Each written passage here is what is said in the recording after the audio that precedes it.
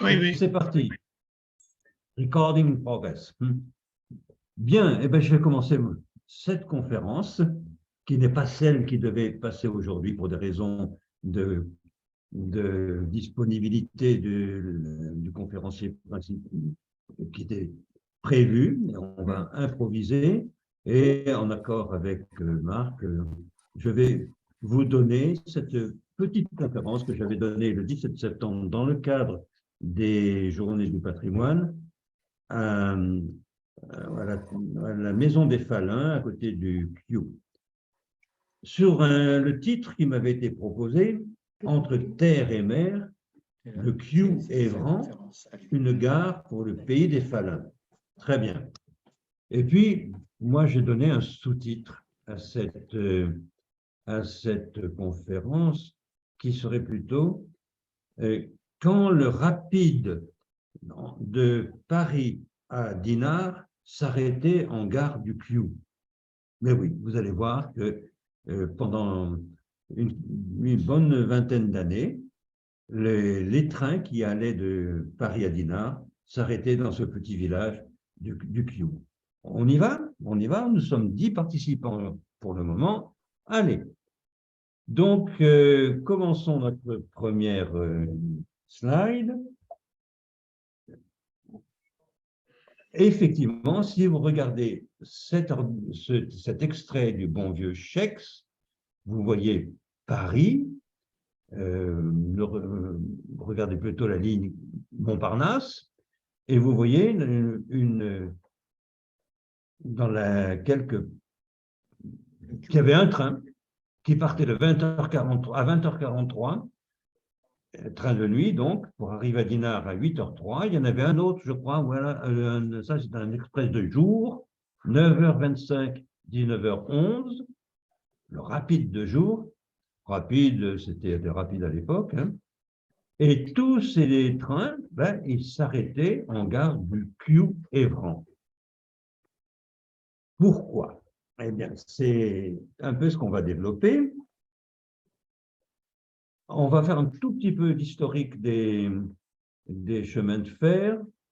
Au départ, comme partout en France, on est un pays jacobin, tout part de Paris. Donc, vous voyez qu'en 1850, c'était une étoile autour de Paris, et puis quelques régions, Saint-Étienne, un peu partout dans le sud, mais rien en Bretagne.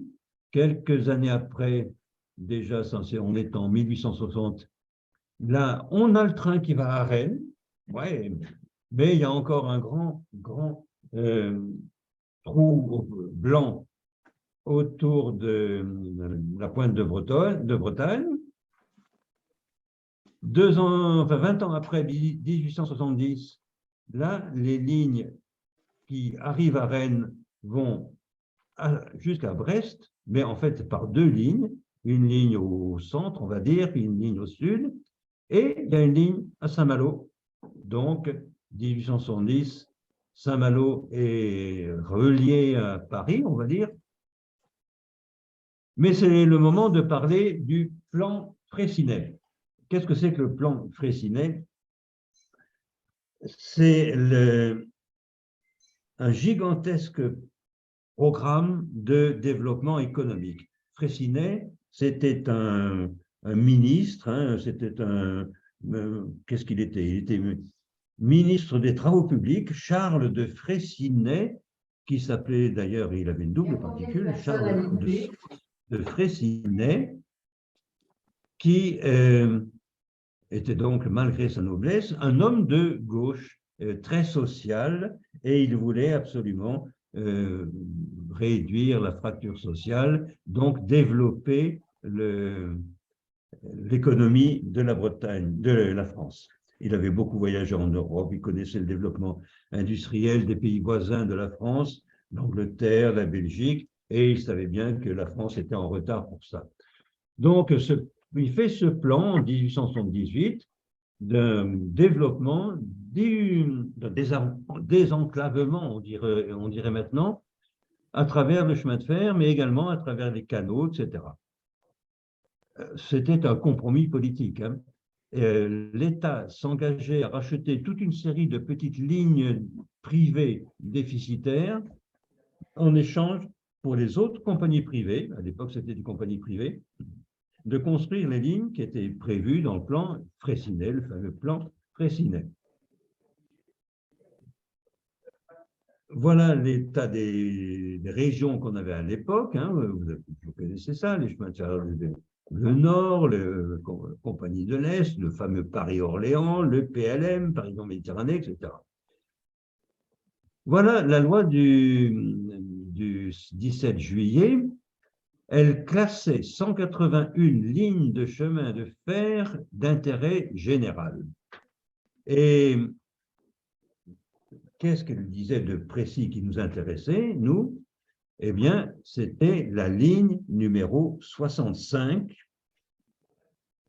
qui était libellée ainsi, vous le lisez sur l'écran, ligne de La Brohinière à Dinan, dans l'école du Nord, et de Dinan à Dinard. Non, exactement, ligne de La Brohinière à Dinan et Dinard. Ce fameux « et » pouvait être interprété comme si cette ligne était faite de deux tronçons différents, de La Brohinière à Dinan et puis de Dinan à Dinard. Et ça, vous allez voir que c'est important. Accessoirement, c'était non pas Dinard, c'était Dinard et pas Dinard-Saint-Honogat. Donc, c'était en avance sur la dénomination officielle. C'est une petite remarque. Voilà le libellé complet, déclaré d'utilité publique à titre d'intérêt général, l'établissement du chemin de fer de La Brohinière à Dinan et à Dinard, en passant par ou près Bédréac. Quelqu'un qui parle? Le micro, attention. Merci. L'établissement du chemin de fer de La Brohinière à Dinan. Il faut recevoir un code.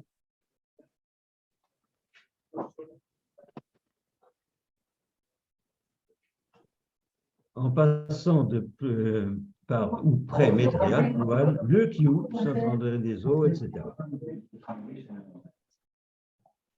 Alors, très bien. Et voilà la carte qui se donnait. Attendez, j'ai un problème là. Est-ce que c'est Afif qui a une difficulté? Bon, je continue. Donc, non, pas du tout. Pas du tout. Je n'ai pas de difficulté. Je vous écoute, je vous entends, je vous vois. Merci. Bon.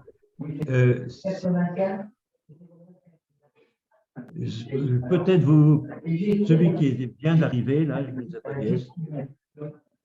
S'il vous plaît, il y a un micro ouvert, attention. Donc, je reprends. Donc, pour celui qui vient d'arriver, le conférencier qui était prévu n'a pas pu venir. Et je le remplace au pied levé en parlant de la ligne de chemin de fer qui passait par le Kiou pendant un peu. S'il vous plaît, il y a quelqu'un qui parle avec le micro ouvert. Oui. Je continue. Non, on parle toujours. S'il vous plaît, je crois que c'est Chris. Je continue. Donc, en 1887, effectivement, la section, non, on ouvre une des sections de cette ligne, mais pas dans l'ordre logique. On ouvre d'abord la ligne de Dinan à Dinard. Alors, qu'est-ce qui s'est passé? Pour qu'on commence par le deuxième tronçon, par rapport à ce qui était prévu. S'il vous plaît, je vous demande de bien vouloir arrêter votre micro ou de ne pas parler. Tu réponds oui parce que je l'ai encore fait une fois. Encore une fois, je fais un code, je vais faire honnête. Donc, je vais faire le boulier. Oui, mais à qui tu veux. S'il vous plaît, monsieur, madame Chris, Tu sais bien que. pouvez-vous arrêter votre micro si c'est mieux? Je ne vous entends pas, Louis. Et quand VLP, on voit que c'est bien les autres. Oui, mais pour les autres, non. Si je veux consulter mes comptes PDF, il me faut un code.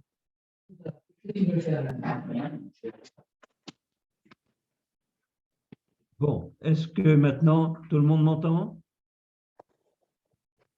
Oui, c'est bon. Oui, c'est bon. Je continue alors. Donc, pour ceux qui viennent d'arriver, hein, vous êtes surpris que ce ne soit pas Philippe Vigée, mais Philippe Vigée a eu un empêchement sans doute, et il n'est pas là, et je le remplace au pied levé en parlant du train qui passait par le Q, le rapide de Paris qui s'arrêtait au Q pendant quelques années. Je disais donc que on a construit le second tronçon de cette ligne de Dinan qui devait aller de la Brohinière à Dinard. On a construit le second tronçon de Dinan à Dinard en premier. Pourquoi? Eh bien, là, on reconnaît la patte de Rocheï Dada, bien entendu. En 1873, je vous rappelle, dans son petit opuscule, il disait « Ce serait excellent pour le développement de Dinard qu'il puisse avoir le chemin de fer. » Eh bien, il l'a eu en 1887, avant que ce train ne passe par, que le premier tronçon de la ligne de Fraissinet, elle a été construit plus tard. Donc, on a vu voilà Rocheï Dada qui pavane devant son château, et on a inauguré ce tronçon en grande pompe, vous connaissez ça, en 1887. Je vous laisse lire la fête d'inauguration avec tout ce qu'il y avait comme fête pour célébrer tout ça. La ligne était inaugurée, donc, on dit-on, avec un grand banquet de pas moins de 10 plats. Cette ligne, elle partait de Dinan et elle arrivait à Dinard en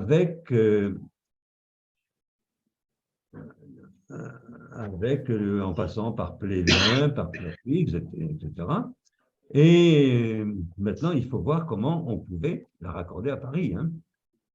Eh bien, il y avait le choix de faire passer les trains qui venaient de Paris, décrocher les wagons à Lamballe, les ramener à Dinan, et de là, arriver à Dinard. Ce n'était peut-être pas très futé au niveau du kilométrage, mais pourquoi pas, au moins on respectait le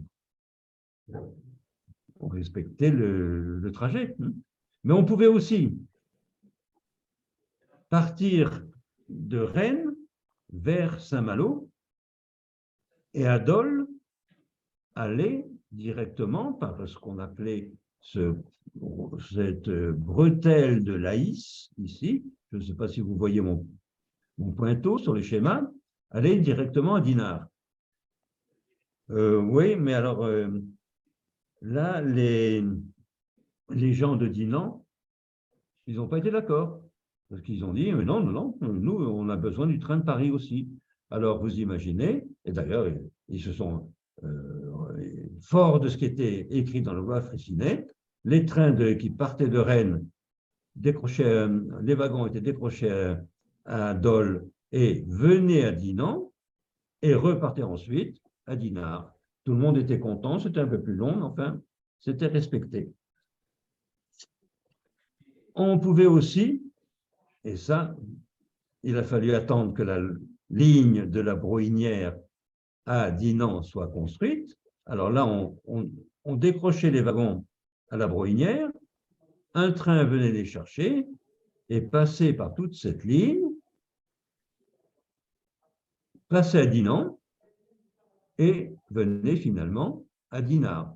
C'était en soi très logique, tout à fait logique, parce que c'était dans la loi, on respectait la loi, mais vous allez voir que ça n'a pas beaucoup marché. Alors, on passait évidemment par le Kiu, et le Kiu avait une gare, une vraie gare, et non pas une halte c'était sans chef de gare, comme à Trévron ou ailleurs, mais le Kiu, ça desservait Évran, et Évran avait 4000 habitants, n'était qu'à 5 km, alors que le Kiu n'avait à l'époque que 500 habitants. Mais quand même, avec le Évran, ça justifiait une vraie gare. Oui, à condition qu'on puisse faire ces 5 km facilement. Et si vous regardez bien la photo qui va arriver, regardez ça, qu'est-ce que vous voyez? Location d'auto. Il y avait à l'hôtel d'à côté un bureau du Hertz ou du Europcar de l'époque. Donc, c'était tout à fait moderne, et le train s'arrêtait, le train de Paris s'arrêtait au Kiu, et les gens d'Ébran pouvaient louer une voiture, c'était formidable. À vrai dire, le Kiu, c'était d'abord une gare de marchandises. Et voilà la photo de l'époque, on voit la double voie qui distribuait le quai de voyageurs et la gare de voyageurs, mais on voit aussi l'embranchement qui allait dans toute la partie marchandise. Et quand vous vous promenez à pied sur cette aire qui était dévolue aux marchandises, c'est énorme. Vous ne comprenez pas qu'il y ait une telle surface de prévue pour les marchandises, alors que c'est un petit village. Eh bien, vous allez voir pourquoi. C'était d'abord une gare de marchandises. C'est ça le sujet officiel de ma conférence. Hein. Voilà cet fameux espace. Il y a la place pour 400 voix. Alors, un panneau vous dit que c'est qu'à l'arrivée, on recevait ensuite du courrier, des colis, des matériaux de construction, des engrais agricoles, du foin, de la paille. Et au départ, on expédiait du bétail, des pommes à cidre, du bois de chauffage, du gui. Alors ça ne marchait qu'à l'époque de Noël quand même. Mais on exportait jusqu'en Angleterre du gui, du Kiu, vous vous rendez compte? Et puis et surtout de la chaux, mais ça on en reparlera. Parce que avant tout, la gare du Kiu, c'était la gare des Faluns. Bon, qu'est-ce que c'était que Faluns? On a tous appris à l'école hein, que la Bretagne, c'est un bloc de granit. Moi, j'ai été très étonné quand, au cours d'une croisière, j'ai découvert qu'il y avait tout un secteur de la Bretagne et de la presqu'île de Crozon qui était du calcaire, avec des magnifiques grottes qui sont visitées en kayak. Et il y a du calcaire de temps en temps en Bretagne. Alors ce calcaire, ben, évidemment, c'est dans un pays qui est granitique, où le sol est acide et tout ça, ben, c'est très intéressant d'avoir des filons de calcaire. On appelle ça, quand ce calcaire est formé par des dépôts de coquillages, on appelle ça des faluns. Et voilà ce que c'est le calcaire des faluns. On reconnaît d'ailleurs très bien des morceaux de coquillage qui font le calcaire. Et c'est une roche riche en calcaire, plus ou moins compacte, facile à travailler pour la construction. Ça se scie avec une scie à bois. C'est une source de calcaire pour la production de chaux. Et la chaux, ben, c'est un élément essentiel de la construction, même de granit, même en granit. Ou pour l'amendement des terres granitiques acides, comme il y en a beaucoup en Bretagne. De toute manière, c'est une aubaine. Partout en Bretagne, quand on a un filon de calcaire, on l'exploite. Alors, comment ils sont formés? Ben, parce que vous le savez, non, vous n'étiez pas là déjà, mais il y a 15 millions d'années, la Bretagne, c'était une île. Et quand la mer s'est retirée ou quand le sol s'est élevé, on ne sait pas trop, c'est plutôt d'ailleurs la deuxième hypothèse, certains cimetières de coquillages se sont déposés. Après, il y a eu des plissements et tout ça, et ça a fait rentrer dans le sol, et ça a été des gisements de calcaire. Et on en voit bien, c'est des taches blanches qui sont sur cette carte, et il y en a au nord de Rennes, c'est notre gisement des Faluns, il est là. Alors, il y en a du côté d'Angers aussi, il y en a là, etc. Bon. Voilà les Faluns qui sont du côté de notre fameuse gare du Piau. Alors, cette roche, elle est formidable, parce que sous la forme la plus noble de cette roche, on la découpe très facilement avec des matériaux. C'est une roche qui est relativement tendre à couper, mais qui est très solide, parce qu'elle est imperméable, elle est tout à fait compacte, etc. Donc, cette roche est excellente pour la construction. En plus, elle est naturellement isotherme. C'est un excellent isolant thermique. Ce qui fait que dans un pays comme toutes les maisons qui sont en pierre de jauge, c'est le nom qu'on donne à cette roche, n'ont pas ou peu de chauffage. On aimerait bien que toutes nos maisons soient construites comme ça. Voilà le château de Hac, c'est certainement le meilleur exemple de construction par cette pierre des Faluns. Les Partimoines, voilà encore d'autres constructions. Je crois que c'est la mairie du Pius, hein, oui. Avec ça, on fait la chaux. C'est la chaux, on en parlera tout à l'heure. Bon, on en parle maintenant. Voilà la technique des fours à chaux, telle que c'était fait à l'époque. On chargeait par le haut le minerai, le calcaire, hein, et on allumait avec un feu de bois. On chargeait des couches de calcaire et d'anthracite mélangées. Là, un feu de bois permettait d'allumer tout ça, et ça marchait en continu pendant des semaines et des semaines, tant qu'on alimentait. Donc, ça travaillait jour et nuit, bien entendu. Et il sortait en bas la chaux vive, qui était en général éteinte par contact avec de l'eau, parce que c'était moins dangereux de la manipuler sous forme de chaux vive. Et pratiquement, voilà à l'époque, les fours à chaux du Piou. On voit la colline ici par laquelle on chargeait les fours à chaux, et la chaux était reprise. Là, un plan incliné rejoint la route. Encore à maintenant, voilà les visions modernes, les photos modernes de ces fours à chaux qui sont remarquables. Hein.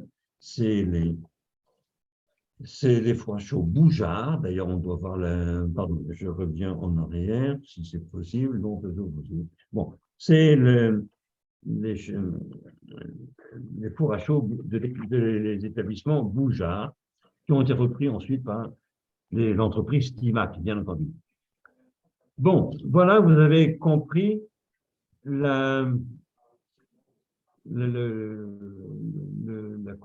texture de cette gare qui était à la fois marchandise d'abord et un peu voyageur. Mais la roue tourne, et si on reprend le Chex en 1936, qu'est-ce qu'on voit? On voit que pour aller à Dinard, de Paris, il y a un express de nuit qui ne met que 9h25, ça a gagné quelques heures, mais il passe par Lamballe et Dinan, pas par le Piau. Il y en a un autre qui passe par Dole et Dinan, en express de jour en 7 heures.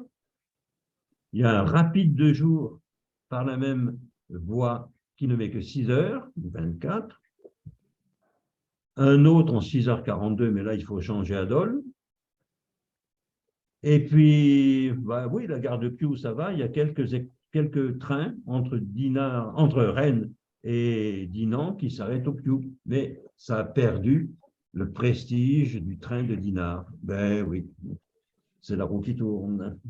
Pourquoi? Ben parce que c'était cette ligne qui allait de la Bruynière à Dinan était vraiment vomi par les voyageurs. Elle n'est que virage, montée, descente, si on parle en langage ferroviaire, on parle de courbes, de rampes et de comment dire, une montée, bon, enfin, je ne sais pas. Toujours est-il que ça fatiguait énormément les gens, ça fatiguait le matériel aussi. Il y avait des déraillements, ça secouait tellement que le tender se vidait et il fallait absolument le remplir à la largeur du Kew, qui avait un château d'eau et une pompe à eau. Bref, vous voyez sur la carte, on voit comme c'est tout en virage, etc. Après le Kew, bon, ça devient plus rectiligne, moins fatigant, mais c'était trop tard. Pourquoi on a choisi cette ligne? Alors que, si on regarde sur la carte ou la géographie, il y a une belle route. Bon, il quitte l'axe qui va à Lamballe, et à Cosne, et la route est magnifique, toute plate, sans difficulté, etc. Pourquoi diable il a fallu faire passer le chemin de fer qui était là? Pour une bête question de règlement.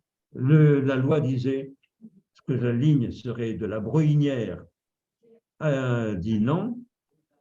On a construit la ligne de la Bruynière à Dinan. On aurait pu faire ça, peut-être. Et c'était très bien, mais non, on ne l'a pas fait. Il suffisait de faire l'embranchement à Alcône, enfin. Mais on ne serait pas passé par le Kew, on ne ferait pas la conférence aujourd'hui. Et ça, de toute manière, c'est la fin d'une époque. Maintenant, les TGV TER ne peuvent pas employer ces lignes, c'est évident.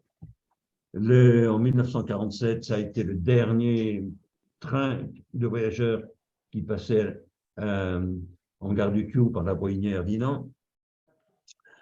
On a déposé la voie de la Bruynière Dinan par petits morceaux, d'abord entre le Kew et Trévron, pardon, puis entre Trévron et Inglé, puis entre le Inglé et Dinan, puis entre etc., etc. Maintenant, il ne reste plus qu'un petit bout de voie sur lequel circulent des vélorails. Et tout ça, pourquoi? Parce qu'il n'y avait plus lieu de faire passer, d'aller à Dinard par le train, hein, soyons honnêtes. Avec le barrage de la Rance, c'était tellement simple d'aller à Saint-Malo en train, direct, et puis de prendre le taxi ou le bus pour aller à Dinard. Ben voilà, donc c'était la fin un peu de l'arrêt du trafic voyageur à Dinard, vous le savez, en 1986. Pas de nostalgie, soyons modernes, cultivons les voies vertes. Voilà maintenant la gare de Kew avec sa voie verte qui passe dedans. On cultive les mobilités douces, c'est bien mieux. Et puis, on cultive le patrimoine bâti. Voilà quelques maisons du Kew, qui sont du Kew ou des environs d'ailleurs, hein, parce que tout le bassin a des maisons ordinaires ou des fermes. Ça, c'est une ferme avec quand même un beau pignon, là, quand même. Hein. Cultivons le patrimoine industriel, visitez ces fours, c'est remarquable. Visitons tout ce que faisons le parc naturel régional. On était hier très occupés à Saint-Jacques pour la première réunion de la commission des patrimoines. Ce parc naturel régional, on espère le voir ouvrir en 2024 et je vous remercie. Voilà le Kew. Il sera évidemment dans ce parc naturel. Accessoirement, le maire du Kew actuellement, M. Arnaud Carré, était hier à Saint-Jacques. Il présidait cette réunion. Eh bien, voilà, on a donné cette conférence dans le cadre des Journées européennes du patrimoine. Et vous voyez, on cherchait ce que c'était, voulait dire le patrimoine durable, eh ben, ça passe par le chemin de fer. Donc, cette conférence était parfaitement motivée. Je vous remercie de votre attention et maintenant, je coupe mon partage d'écran et on revient. Est-ce que vous êtes tous là encore? Oui. Oui, nous sommes présents. Oui, oui. Alors, c'est moi qui C'était très bien. n'arrive pas à vous voir. Pourquoi? Ben,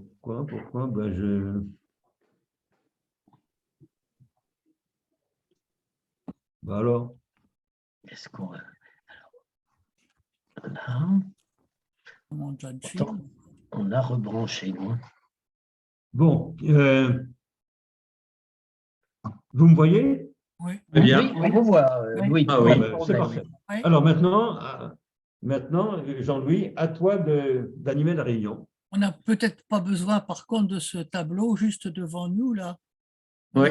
Le bureau et toutes les applications. On ne pourrait pas l'enlever. Parce que vous voyez ça encore. Arrêtez Oui. le partage. Oui. Voilà. Et voilà. Voilà.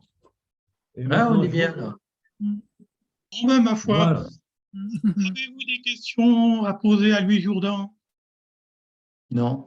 Bonjour, c'est Sylvie, Sylvie Griet. Je découvre un peu là, et c'est intéressant, mais on est juste arrivé à, On l'entend pas Pardon, bien. on n'entend pas à très Dinard. bien. On est arrivé à Dinard en 94, donc c'est juste la date de la dépose des rails. Si je comprends bien, la voie verte de Le Quillou est également la même que celle qui passe de Dinard à Dinan, c'est ça, ou c'en est une autre? Absolument, bébé. Elle a même un numéro dans les voies vertes. Alors là, je ne suis pas spécialiste de ça parce que malheureusement, je ne fais plus de bicyclette. Je devrais d'ailleurs. Mais oui, c'est la même voie verte, oui. Quand même, d'accord. Et mon Celle autre question, c'était dans le cadre justement du patrimoine et du parc de la Rance. Est-ce que les bâtiments que vous nous avez montrés sur les photos, donc la gare et les autres bâtiments à côté, est-ce qu'ils sont protégés ou est-ce que maintenant ce sont des bâtiments, des immeubles privés? Alors, ils ne sont pas classés monuments historiques, non. Classés. Je crois que les fours à chaux sont au moins inscrits au patrimoine, hein. Alors, pas des monuments historiques, mais ils sont patrimoine industriel remarquable. Je crois que c'est ça leur classement. Et ils sont entretenus, ils sont magnifiquement entretenus. On peut les visiter, il y a des visites organisées. Le plan incliné par lequel les charrois de chaux étaient évacués, c'est maintenant une magnifique pelouse.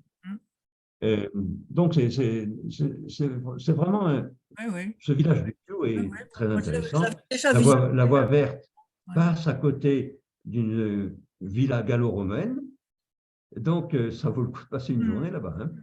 D'accord. Donc, il faut s'adresser à l'office du tourisme pour les visiter ou on peut y aller comme ça en privé?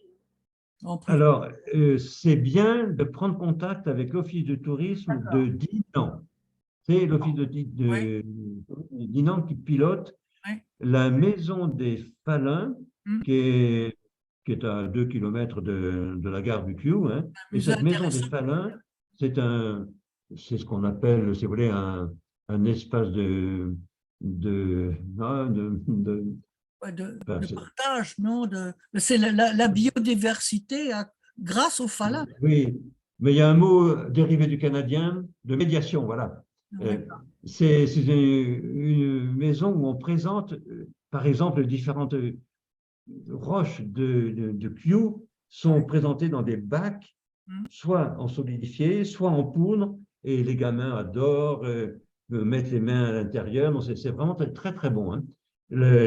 Au point de vue didactique, cette maison des Falins, qui est un petit bâtiment, hein, sans prétention, mais c'est très bien organisé. Il y a une jolie petite salle de réunion bien équipée, etc., en étage, et tout le rez-de-chaussée a des expositions permanentes, non, c'est intérieur et extérieur d'ailleurs, Non, c'est vraiment très sympa.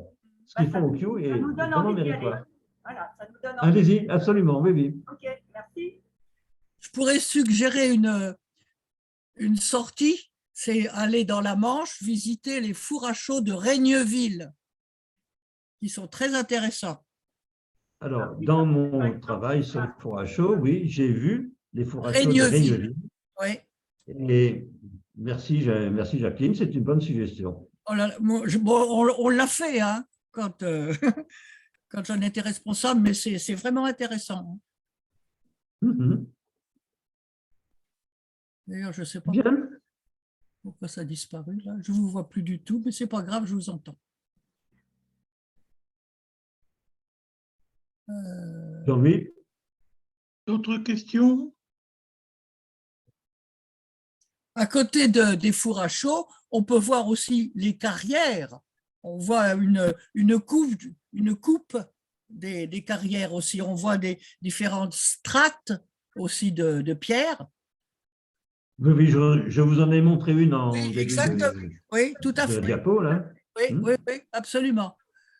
Et puis à côté, il y a aussi le champ qui sert de recherche archéologique romaine.